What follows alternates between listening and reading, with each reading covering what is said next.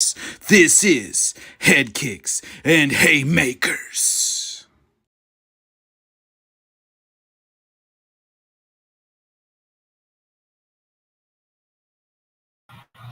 Good evening, folks. Welcome to a new edition of Headkicks and Haymakers. I am your host, co-host, somewhat Bodkins, as always. We will be so what Headkicks and Haymakers is. This is where we'll be doing a weekly MMA show for you guys every week.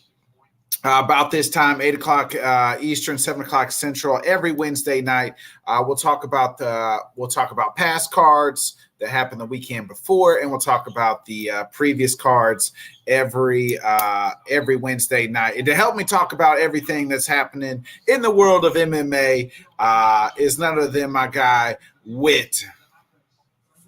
Wit, what's up, my man?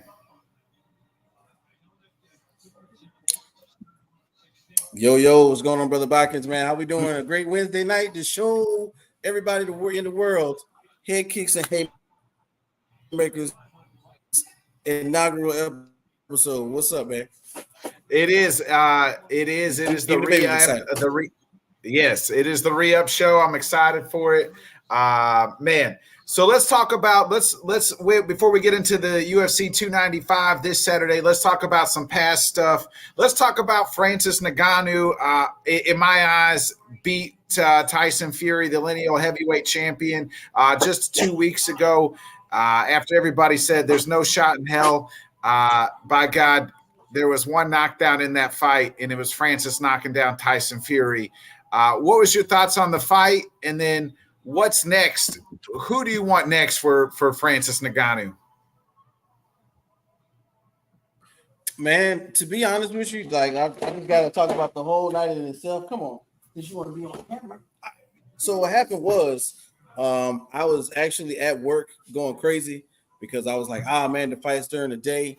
Then Abu Dhabi, I had my coworker in on it. We were talking, and to see maybe 5-6 fights. I don't know how, but to see all of those fights, almost all of them, ended like the first or the second round. I thought that was crazy. I thought that was like a really big part of the entertainment value. Shout out to the Sheikh for putting that on. That was their first time having that spectacle in that arena. I thought it was like top notch, top tier, of course, but that's how Abu Dhabi does it. And then to get to the main event, a lot of people, there were a lot of naysayers, so many naysayers where they weren't believing in Francis's ability to box, to hold court with the lineal champ. And then somewhere in there, just like we expected, man, I expected him to at least land one solid punch on Tyson Fury, and he did. And the knockdown was crazy. A lot of people were expecting him to, have difficulty locking them up. And the clinch, because the boxing clinch and the MMA clinch are two different grabs. He was throwing Fury off of him. That was insane. It's like Fury would try to do the boxing clinch, and he would just push Tyson away from him. It was wild. Yeah, it was one of those things where he catches on fast. There's no other way to say it, but he catches on fast. But the knockdown was one of those occasions where I don't think we saw it coming, but when it happened, it shook the world. The crowd was going wild, stadium was going nuts, everybody everywhere was standing up on their feet. And when you look at the replays, they gave him a really good standing 8 count, really long, elongated standing. Well, and it didn't help Francis is standing over him, right? Before they touched gloves, Tyson Fury said, "Hey, it's school time," and Francis knocks him down. He said, "You're a bad professor. You're a bad professor." Yeah, so it didn't help. Francis is kind of standing and dancing over. That's that fight IQ of boxing he doesn't quite have yet, but will get. Right. It looked like he had the grasp of, parrying punches, trying to keep him away with that jab. But then one of the things that caught me off guard, I'm not saying that Tyson Fury is a dirty fighter, but Tyson Fury is so smart that if he was losing, he was going to figure out a way to do something. Tyson Fury caught him with an elbow. I think in like the eighth round, because it was after the knockdown. And it was one of those phantom elbows where if you're not paying attention, you don't even know what really happened. But in the end, the fight went the way of the judges, scorecards, and that was something everybody who was going for Ngannou said they shouldn't have to do. If he was going to win, he would have to outright win. But the scorecards said that Tyson Fury won. He gets to stay the lineal champ. He gets to go against Usyk in December. One judge had to been Stevie Wonder fucking judging that because there was just no fucking way. I think he had 3 rounds for Tyson over Francis, and there's just no way. One judge didn't have it for Francis. Another judge had it a slight edge for Fury by 1 point. So, which I guess, you know what I mean? But the other judge, I think it was the first judge, he had it 3 rounds for Fury over Francis, which was just absolutely insane. Yeah, and definitely when it comes to punches landed, okay, which normally is what you think about. Punches landed and then power punches. And Ngannou had him pretty much squared up, like squared even, except for maybe on closer towards the like 6th, 7th, 8th round. Tyson Fury actually did try to move around and do a little bit more logistical boxing, hitting him with the long reach and popping him with the jab. But in terms of how I thought the fight was going to go, because I've seen Tyson Fury beat Deontay Wilder. He's beat some really heavy punchers in his He's beat everybody he's faced. He's undefeated for a reason. Yeah, and it threw me just to see that. So now we have to prepare for 2 things. One, we have to prepare for Francis Ngannou to fight somebody else in the boxing ring. And I think I'm excited about that. Who do you want that to be, Whit? Who do you think that should be? To be honest, there's a couple fighters that were on the undercard that I think would make a good a good exchange for, and maybe not necessarily for a belt, but just to see him do it against somebody else. A big money fight. Anthony Joshua's promoter was in there going, I don't know, maybe he would, but he, you know how they get the camera in the promoter's face. He was like, well, he hasn't earned it yet. Earned what? He said he wants it now. His promoter, what's his name? Herb Dean or something, not Herb Dean, but I can't think of his name off the top of my head. But his promoter, he said he wants the Anthony Joshua fight. Deontay Wilder is now saying, hey, he'll do MMA and boxing. So maybe we get something, a one-off of that as well, of Wilder and Ed Hearn. Ed Hearn, thanks. Yeah, that was it. That's the name I was looking for. Ed Hearn is Anthony Joshua's promoter. So Ed Hearn turned around because at first he said no, we don't want that fight. And now after watching him beat Tyson Fury, he said, hey, yeah, we'll take it. So I think you're kind of right on the mat. I think those are the 2 options. Either 3 options for me for Francis are the rematch with Fury, the fight with Anthony Joshua, or Deontay Wilder. And I want it to be boxing. I don't want it to be MMA. I want it to be strictly boxing. But give me one of those. Yeah, I'm with you on that. Of course, it'd be cool to see Deontay Wilder do MMA, but because he's been showing up at a lot of these PFL big fights recently. Yeah. But in terms of what I would like to see, I want to see Ngannou fight another boxer, a different boxer. And then of course, that'll set him up to maybe fight the winner of like Usyk and Fury. But the way that they set up the match itself, the event itself, there were a lot of heavyweight boxers fighting, and I can't think of them off the top of my head, but there were some guys in that ring who looked potentially like, hey, look, in a year or 2, these are scary competitors. So maybe he can fight, like I said, maybe he can fight one of the guys that were on the undercard and get that sweat going, get that sweat equity into the ring, and then boom, he gets another big payday because I don't care what nobody says. He made more money than he ever did in his life last night, that night. 1,001%. Yeah, 1,001%.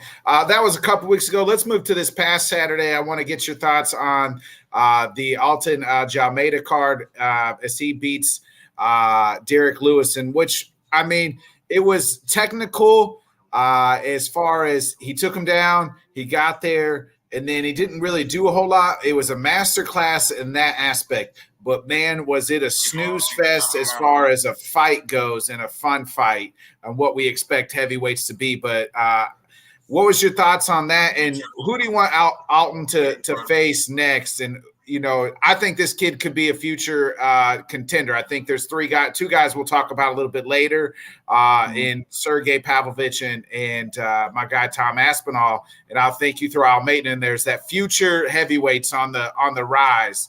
But what was your thoughts on Almeida and Lewis on Saturday night?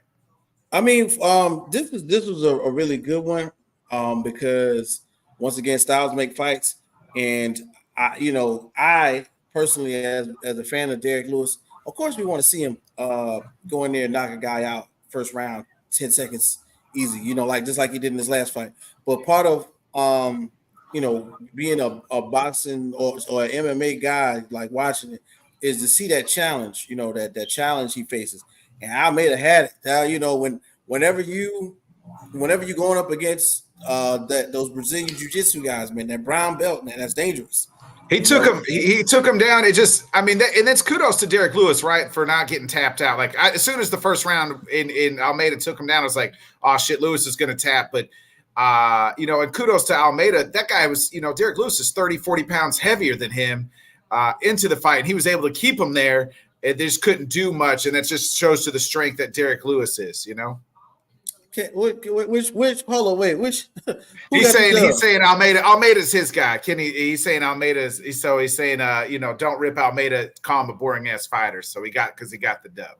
Oh man, no, and the thing is, the couple of, and I'm not joking, but the couple of seconds where the stand up was happening, Almeida was holding his own. He was getting around him. Lewis did his thing. He landed a few good punches, but when it comes to like that time on the mat, oh man, time. If you put that fight as over, I think it was like plus 2,100 if it went 5 rounds. So if somebody bet for it to go the distance, they won a pretty penny on Saturday night. Yeah, definitely, and it just to see Almeida kind of show what he's doing. Somebody else that was really big like that was unorthodox with the wrestling and the grappling. Was I remember I think it was Bader was like that for a little bit, and it's reminiscent of that old style where they get on top of them. I got your back the whole match, you know what I mean? And I'm gonna just ground you out like that. And it's taking you into deep waters if you're not necessarily up on game when it comes to your cardio, And I'm not saying Derek Lewis's cardio isn't bad, because Derek Lewis is definitely top-notch, top-tier boxing. MMA. But I don't think he was prepared fully to have. He took the fight on short notice, 3 weeks. Didn't get the full camp, but nonetheless, Almeida.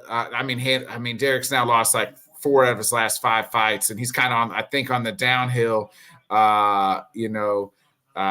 For sure. So Kenny says Bader's a good call. He says he likes that good. He likes that comp. So, what's your thoughts? Who do you want to see? He called out Cyril Gane after the fight. Is that a fight you want to see? Or I'd like to see him rematch Curtis Blaydes. That was a fight that was supposed to happen. This fight, Blaydes got hurt because who's the best wrestler in this division would be great. Blaydes beats everybody unless you got a heavy hand, and then he goes night. So, what's your thoughts here? Who would you like to see Almeida fight next? Blaydes was the original fight. I like that one. In terms of heavyweights that could do it, I want to see Curtis Blaydes, come from recovery. Yeah. First of all, that's what he's got to do, because it was an injury. But guys, names I'm thinking about. You just said his name, and now I'm drawing. Cyril Gane. That's who he called out. The number one, My man Real's number Gun, one. who's Yeah. Cyril Gun always fights somebody. He's fought some really tough guys and took some really tough L's these last 2 or 3 fights. Cyril Gun. Yeah, he lost to Jones, obviously, and he's lost to Francis. Really, though, those are the only 2 fights he's lost in the UFC. Yeah, and when you think about that, he's lost to the best fighters in the division twice. That doesn't really knock you down, in my opinion. You know what I'm saying? He didn't lose handily either. So I would think definitely that Cyril Gane would be a great one. We've got a while to see what goes on at the very top of the division with with Jones and the injuries and stuff like that. But sooner or later, you know what I'm saying, if he keeps on the path he's on, it's definitely going to be somebody. He's definitely going to be somebody's competition. Really soon at the time. Kenny said he hopes it has to be Blades or Gane. Hope it's Blades. Gane, but he lost bad to Jones and Francis. So I mean, in those title fights, it looked like he's just the lights were too bright for him. But he's beat everybody else, and I don't really want to see Almeida fight Tai Tuivasa. I don't want to see him fight any of those guys. I want to see him fight the elite here. And that's God. You don't want to see a Shuey. You don't want to. I mean, I don't think. I think Shuey. He does the same thing. He does the same thing to what he did to Derek. What he would do to Ty. What he would do to everybody else. And who's the guy that Ty just lost to? The tall Russian. Because he got rocked on that one. Yeah, I don't want to see him fight him. Now I gotta look it up. What was his name? So I'm looking at Volkov. I don't want to see. I don't want to see him fight Volkov, and that's who he's ranked ahead of him. So I made a jump to 7, and so the people ahead of him. We got Sergey and Tom. They're getting ready to fight. We're getting ready to talk about that. Obviously, he's not fighting Stipe anytime soon. So it's either Surreal or Curtis Blades to me. So I rebook him and Blades. I like that fight once Blades gets healthy and go from there. Hey, Chris John's sitting on the sidelines for a while too, folks. So he thinks he deserves a title shot, but we've seen him in 2 title shots, and he pissed down his leg both times. So give me if he wants to fight Almeida, then I'm okay with Gane too. Like Gane and Almeida, I'm either or. So you gotta give him a chance. It's like I said, he lost at the top of at that time. Yeah, he's pissed down his leg both times he had a title shot. Gane did. So I don't want to see him in another title fight. You don't want to see him. Give the man a chance. Before we get into this week's pay-per-view, the big UFC 295 at the world's most famous arena, Madison Square Garden. Uncle Dana came out and announced the 3 big pay-per-view main events for next year. We got Strickland and Duplessis for the middleweight title in January. DDP, yeah, that's right. And then we got in February, it's Volk versus Ilia Topuria. And then in March, we're getting Chito Vera versus Sugar Sean in the bantamweight title. We'll break those down when those fights get in here. But which fight excites you the most out of those 3? And I'm gonna keep it 100 with you, man. I really like the Chito O'Malley part 2. It's the 2 of them have really been on. I'm not going to say a meteoric rise, but we all know the same type of path, right? They both have Cheeto's like cool. He's in the cut when the microphone's in front of him. Yeah, he's gonna see something cool. I tell people all the time. Our friend Johnny Cruz. I tell him. I said Cheeto's one of the coolest, top 5 coolest people walking this planet. Like, definitely. I mean, just the way his demeanor is, the way he goes about it, and then the UFC has strapped this rocket ship to Sugar Sean. And they're hoping they're hoping he's and they're riding this wave with him. I mean, he's got the style, he's got the brashness, he's got the flair, he's got the hair, for Christ's sake. I really can't knock him for being like an original looking fighter. Somebody like it almost reminds me of like somewhat of like a white style bender. You know what I'm saying? Yeah. But when you get him in the ring, it's all business. His striking is impeccable. You can't discredit anything he's done thus far. So yeah, I'm looking forward to, even though it's a few months away, I'm definitely looking forward to the O'Malley fight. Is that When the it one happens. out of the three you're looking forward to the most? That is the one that's the one I'm thinking will be the most exciting. Let's say that. But I want to see Duplessis, man. The real African, the real South African, the real South African. Yeah, man. Look. I don't care where he's from. He's a It's going his to be a legacy. weird fight. I think that fight between him and Sean's going to be kind of weird. Yeah, I don't see any takedowns because neither one of those guys like the rest. The fight I'm more intrigued the most, where I think I think DDP could beat Sean, but just the scariest guy is Ila Tapora. This guy, he is a gangster too. And folks coming off this head kick, so it was at the end, you know what I mean? Like, or is just Islam his kryptonite, and it was a 10-day quick fight. So there's going to be a lot of questions. We'll get into that as closer. I'm kind of with you. I'm looking forward to the Sugar Sean and Cheeto fight, the bantamweight fight. That obviously it's number 2. Cheeto beat him the first time with that weird leg kick that he was able to knock him out. So, hey BJ, thanks for jumping in the camera. Come say hi. Say hi to Uncle Nick. hey, what's up, buddy?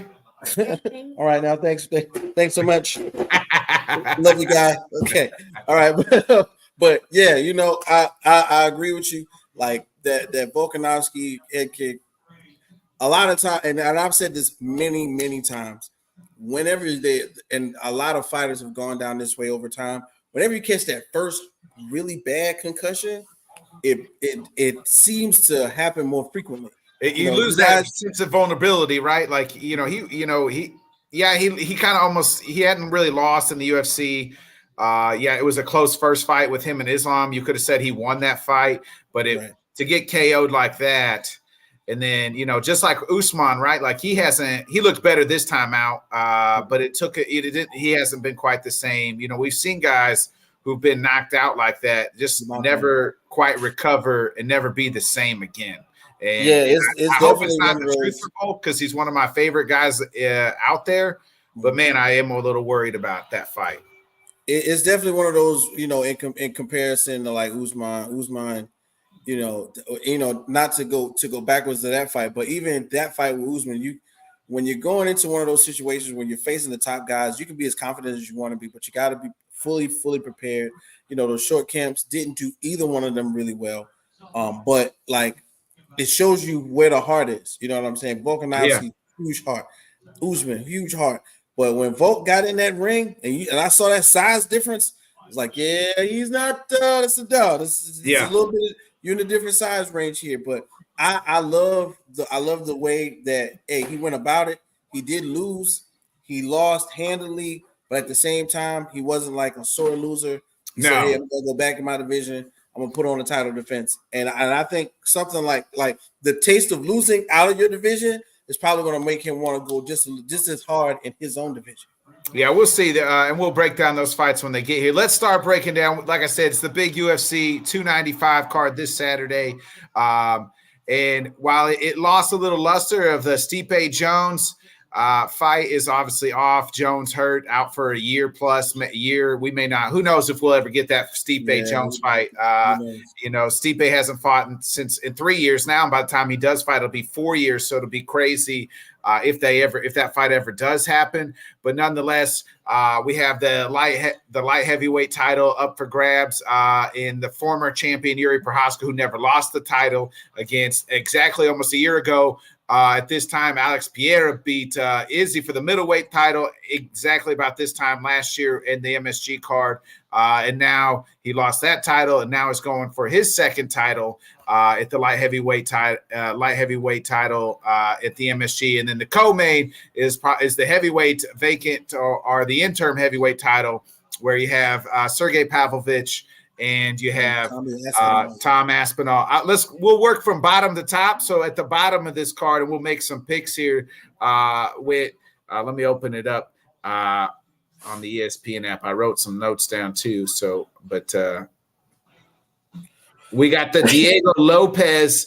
This Diego Lopez, I said, he to me looks like he's the lead singer of like My Chemical Romance. And he's taking on Pat Sabatini in a featherweight fight. What's your thoughts here on this one here? And before we get and who you got winning?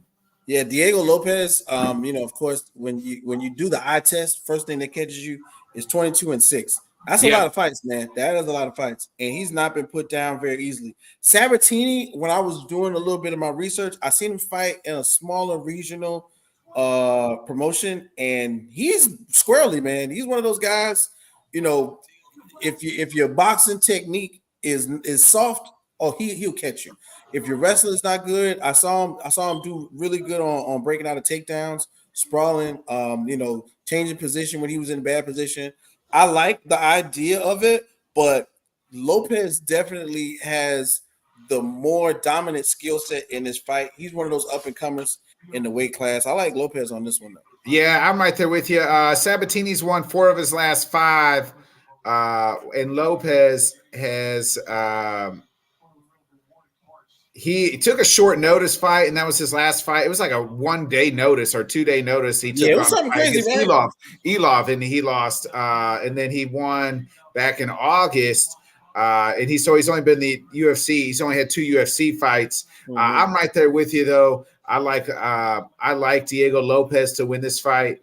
Then the next fight we got Matt Steamroller Friola versus Benoit Saint Denis.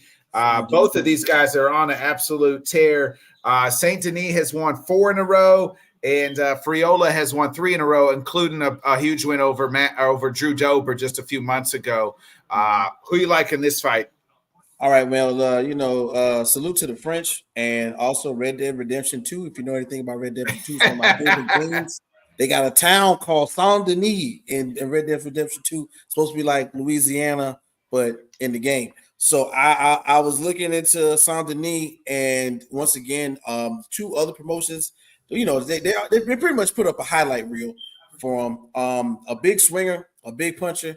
He's got some technique. But Frivola in this one is kind of where I'm going with it. Matt Frivola, if you haven't heard of him, he's definitely one of those guys. When you look, he's on the up and up. Yeah, he's going to be a new.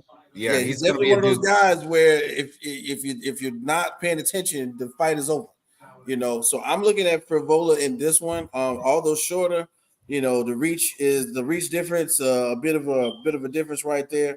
You got the big thing when you go on orthodox to southpaw, so both guys are going to be standing out there with the feet touching. I think this one will come down to who has the cage control in the ring, and I'm liking Frivola for that one for sure. Yeah, I'm right there with you. This is my dog on the card.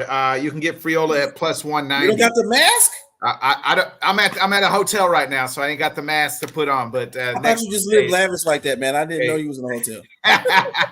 I'm traveling for work, so I'm not at home. But no mask today. But Friola is my dog on the card.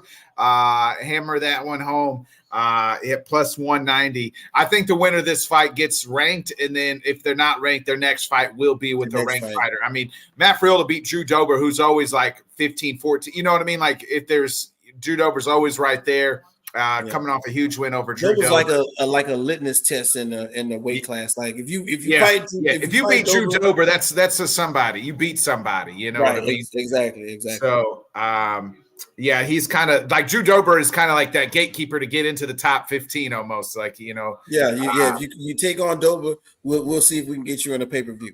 Yeah. And Matt Friola is now on the pay-per-view and on the main card. So I like, and he's from New York, so he's going to put on a show for his hometown. And I know a couple guys who in Missouri, trained with Matt Friola for a few times, and they said he's absolute dog in the gym. So I'm going with the steamroller. Speaking of gatekeeper, there may not be with the term gatekeeper and say Jessica Andrade in the top 5 of the strawweight division. She is on a 3-fight losing streak. She is the former strawweight champion at one time in her career, though. But she's lost the last 3. She's been bouncing around at weight classes, which I think has hurt her as well. And she's taken on number 7, Mackenzie Dern. Who you like here with Mackenzie Dern? It seems like she wins one, loses one, wins one, loses one. Last time she won one, she did beat Hill on the last time out.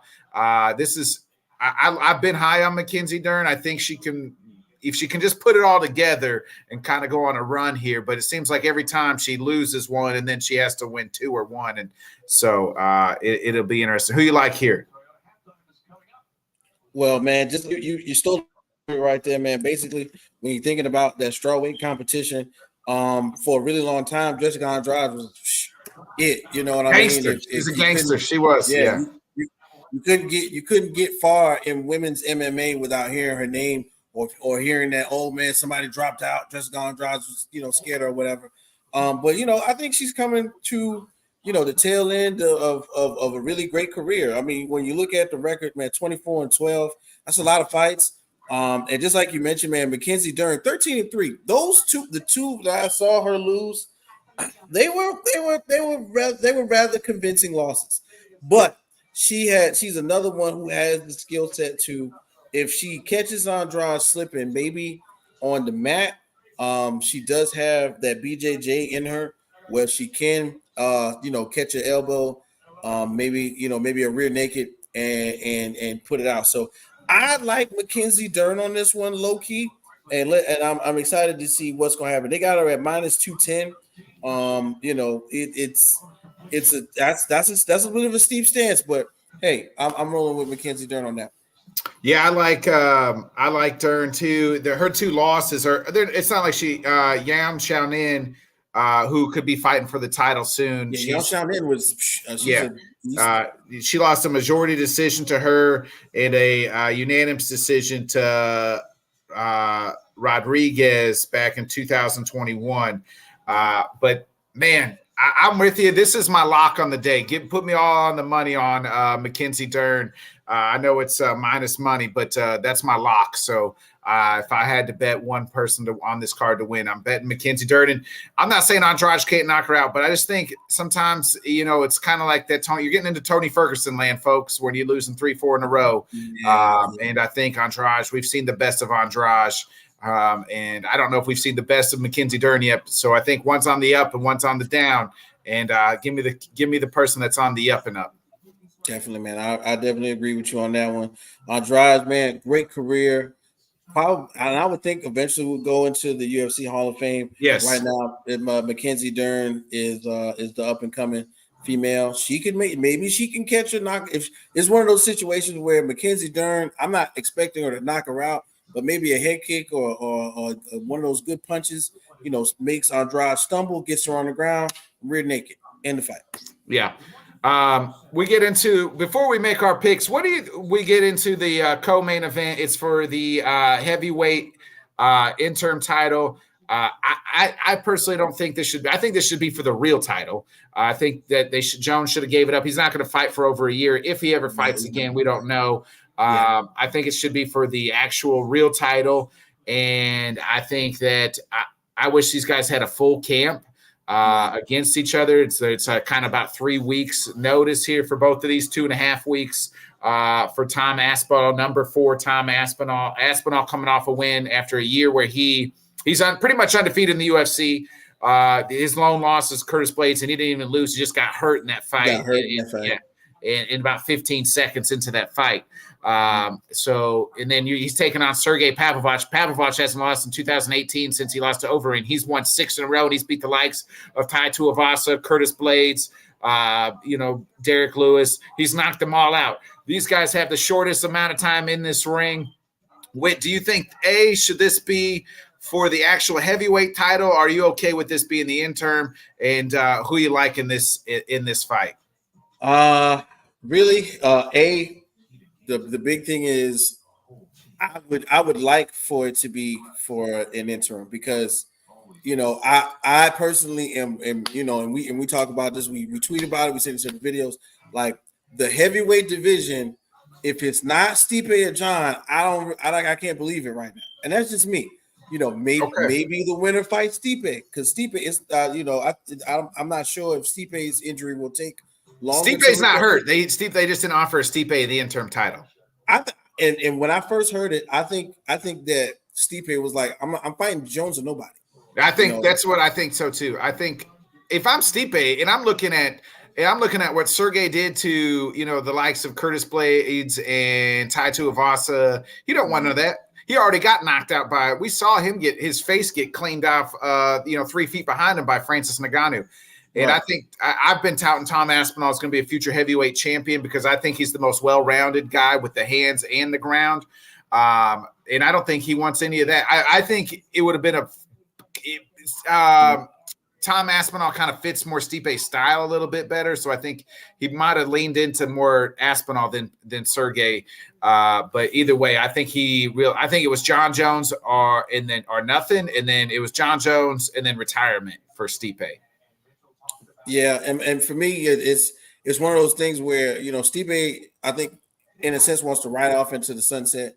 So with this, not with the, and then I'm talking, and when you and I both know the build up for anybody to fight Stipe Miocic or anybody to fight John Jones was tremendous, especially after Jones came back But and put that fight on. doesn't need the title. They could have That's what I'm saying. Like to me, that fight don't They need the could have title. had a That's why I think heavyweight BMF belt for all I care. it's for a GOAT. It's for who's the greatest of all time, really, almost. Right. You know what I mean? So that's why I said, like, this should have been for the real title. Aspinall Sergey Saturday night should be for the real title. And it might be because John Jones may say, I'm done, I'm not coming back. So, and then whoever wins this fight is going to be the champion anyway. Yeah, when you tear that meat off the bone, man, that's a Yeah. long recovery. That is I don't care what anybody tells you. I've had friends who've done medical field stuff, worked in athletic training facilities, anything that has to do with the meat off the bone, like that, like I think it's a pec tear or something crazy. Yeah. That's a big deal, and that's going to take a year and some change. And of course, being an MMA guy, your wrestling, your jujitsu, all of that groundwork, he's gonna have to pretty much rebuild half his body just to get to the old John, not even the new John Jones who we see beat the crap out of Cyril Gane, but the old John Jones.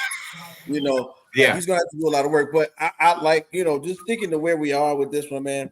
Kudos to both of the guys for coming in, like you said, 3 weeks notice.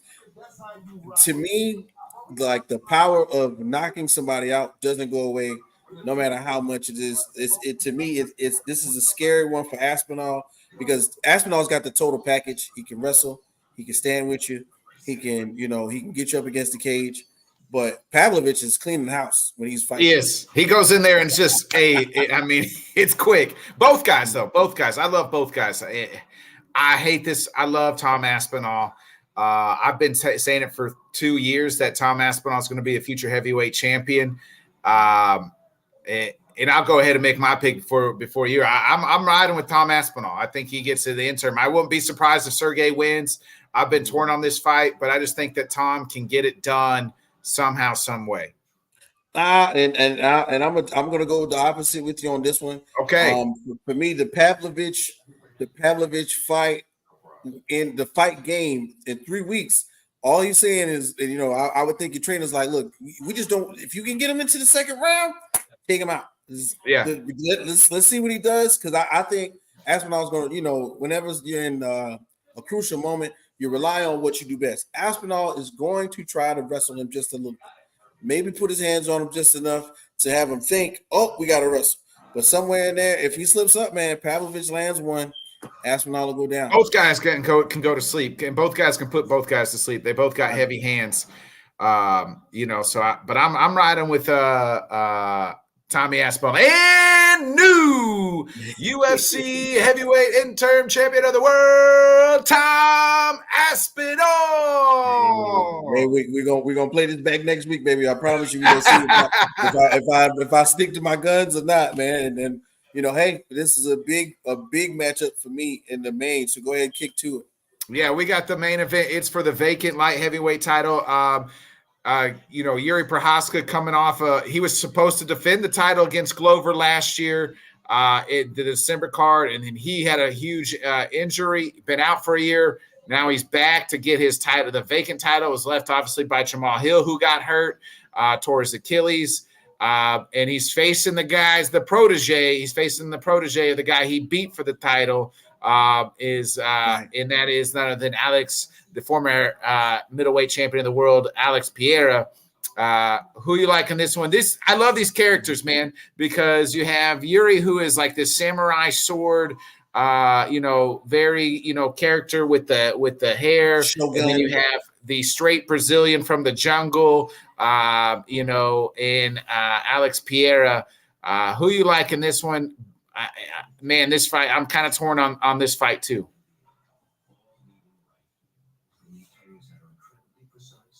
Oh man, truly and honestly, this is a toss-up for me because when I think about Prochazka and his last few fights, he is a warrior when he gets in there. But when you're a warrior, sometimes you got to fight another warrior, and I can't think of another warrior like Alex Pereira. Like right now, I see those pre-fight the face-offs, and he's coming in there with the death whistle and the Mayan war paint and it's a scary sight. But then at the same time, you got Prochazka in there. He's a whole nother type of fighter, especially at this weight class. He's cut his hair. He said it's time for new beginnings. It's grown back now. It's grown back. He cut it and it's grew growing back. Yes, it was shorter. Yeah.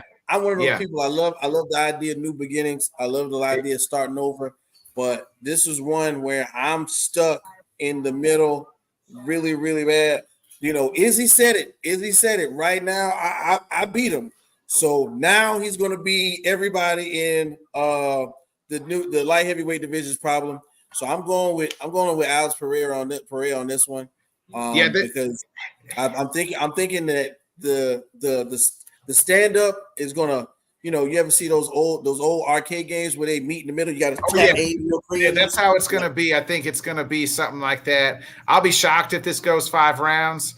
I'll be shocked if there's more than 2.5 takedowns in this fight. Neither guy is going to take anybody down. They're both stand-up fighters. Both love to throw them hands. Man, so I think 2 things that you have to take in common. Yuri hasn't fought in over a year, right? Because of the injury. Right. This is Alex's 3rd time fighting. Remember, he lost, I think, earlier this year to, when he lost the middleweight title to when he got knocked out. In Miami, and then he just beat a few months ago. Did beat the former champion Jan Blachowicz. He got Blachowicz. He lost to Adesanya. He beat Adesanya. So right up on there. Yeah, and this guy could be one of the fastest guys in UFC history to win 2 belts. I think he's only got like 8 fights, total in the UFC, if that. Which is insane. But Yuri is very unorthodox in the way he throws, and then I just think eventually Alex is going to land that left hook, and Yuri's going to go night-night, probably somewhere in the 2nd or 3rd round. I just firmly believe that. So I like and new UFC light heavyweight champion of the world, Alex Pohan Pereira. And they're gonna blow the death whistle on the sideline, like on the ringside. He's going to get what? I forgot. Joe Rogan was like, "What is that? Did they really get the Mayan death whistle?" Like when you heard that, everybody kind of craps their pants. I was like, "Yeah, I can only imagine that being, us being in like an open field and not knowing where it's coming from. I would probably, crap my pants too." Alex is going to get this one back for Glover. This one, it's kind of like, hey, this one's for Glover. He's going to get this one back. That Yuri Glover fight last year I had that as one of fight of the year type candidates, maybe fight of the year period. So. I mean, when you think about, it coming down to a submission, that was something that we didn't expect. Never saw, right? Yeah, we never saw it coming. But look, with two soldiers in the ring like that, and neither one of them's backing down, you gotta go win in an unorthodox manner. So big shouts out to Prochazka for doing it that way. Yeah. But yeah, man, Pereira, I'm all in on that right now. He, like I said, he went down a weight class, beat Izzy. lost to Izzy. Izzy said, "I'm sick of this guy. Please send him up one." And now I think he's going to take over. I do too. Division. I do too. Hey, folks. Well, this has been. Wait, you got anything to say before we get up out of here? Yeah, man. Real quick. I want to, and I think I'm going to do this like maybe once a show. Something that's MMA related, but who knows? So I was talking to Botkins off camera and we was texting. I was talking about Keith Lee. Everybody knows Keith Lee, Robert Lee's little brother, right? Kevin Lee's little brother, right? So, Keith Lee used to fight MMA, real tough guy, really cool. And now Keith Lee has transitioned into a food critic, right? And everybody, you go on TikTok, you search at Keith Lee, he's a guy. Let's try it out and let's rate it 1 through 10. That's Keith Lee, right? He went to Atlanta and wrecked the food scene. And I love it because he was honest. Okay, I've not eaten in Atlanta, but I've had several people eat in Atlanta or try to eat in Atlanta. When I say the word try, I mean try. Service is horrible, wait times are long, all this stuff. And everybody went at Keith Lee, but I bet you won't step to Keith Lee. Okay, I bet you won't see him in the parking lot. Okay, bet you won't, but you're gonna send him. You're gonna be a Twitter gangster and send him all kind of death threats to his wife. I bet you won't try it. Okay. Once again, shout out to Keith Lee. I want you to watch our podcast at rated 1 through 10. And see what we can do. So once again, I had fun. This was the first show. I'm gonna try and bring something off the wall every episode, man. But Keith Lee. Make sure you search him on TikTok at Keith Lee. Find out what your favorite restaurants really doing on the low, because he sends his wife or his he got his wife and then his sister. He sends everybody else in except for him, because everybody knows when Keith Lee comes in, he don't want no special treatment, and he's dropping thousands of dollars on patrons and owners, and it's crazy. So I love what he does. So big shouts out to Keith Lee. We're gonna put him in the search bar or something in the description and see if he clicks on this. Hey, it was a great show. We'll be back this time next week, folks. We'll break down all the fights that happened at UFC 295, and then we'll prepare ourselves for the next Saturday as well of fights. So we'll also just won't just be UFC at times. We'll talk a lot of the big boxing fights. We'll talk a little bit of everything MMA news related, whether it's injuries, retirements. Hey, we're going to react to next week. We're going to react to a little bit of MMA Junkie's been releasing their top 30 UFC fighters, and by the time we get to next week, they'll have released all 33 ones. So we'll take a look at that, and we'll react to what we think there. So what's going on there with MMA Junkie and their top 30 UFC fighters ever? So, hey man, look, I want to, and I know I'm late, and sometimes I catch some of it. We got to jump on some PFL, man. I mean, yeah. These tournaments and this money is happening. I got a couple of guys I follow on Twitter who's really big on PFL. They're trying to be, the evil little brother to the UFC right now, and the way that they're paying fighters. I mean, hey, Kayla Harrison's getting ready to fight Espen Ladd on their on one of their next huge. And I always like Kayla Harrison. So right. I mean, hey, look, there's no more Strikeforce. So hey, look, PFL, no more Bellator. UFC, no more Bellator, no more Strikeforce. So PFL, UFC, unless you're going to go fight in one or something like that. Rising or something crazy, yeah. Yeah, right. So, we got to catch up on it. But definitely, man, check us out next week. Big shouts out to Botkins for inviting me to do this, man. If y'all know me, not only do I do basketball, football, but MMA, boxing, I'm all on to that, man. So appreciate it. Let's get into it. Yeah, where do you got coming up the rest of the week? So this week, Friday, we got our episode of Hear Me Out, where originally, Brother Botkins was supposed to do this. I think you forgot, but it's all good. No, I didn't. You know I didn't say I was going to do it. I said I couldn't do it. Oh yeah, no. Okay, yeah. So hey, you want to do it this Saturday? Oh, you got people coming in. Yeah. But I want you to come through and do an episode with us one of these days, man. You always leave the door open for me and my guy Jay. So I definitely want you to come on our show one of these days. But we got Hear Me Out on Friday, probably like 9:30-ish. We always do about 9:30, 10-ish. And so check us out, man. We're right here with the rest of the guys on Let's Talk Sports. Big shouts out to Tanner for hooking us up and making sure that we can keep this thing rolling. Yeah, no doubt. I'll be back tomorrow with the boys from Let's Talk Sports as well. We're going to be doing our NFL Week 9 pick'em, so and everything else. So that'll be 8 o'clock Central, 9 Eastern. We'll be back next week. Me and Whit talking all MMA next week, 8 o'clock Central. 8 Eastern, 7 o'clock Central. It's been fun. It'll always be about an hour long, so nice and perfect timing. We'll see you. We'll see you then. I'm gonna hit that outro with, and let's have a week and let's watch some good fights on Saturday, folks. Yes, sir. Peace.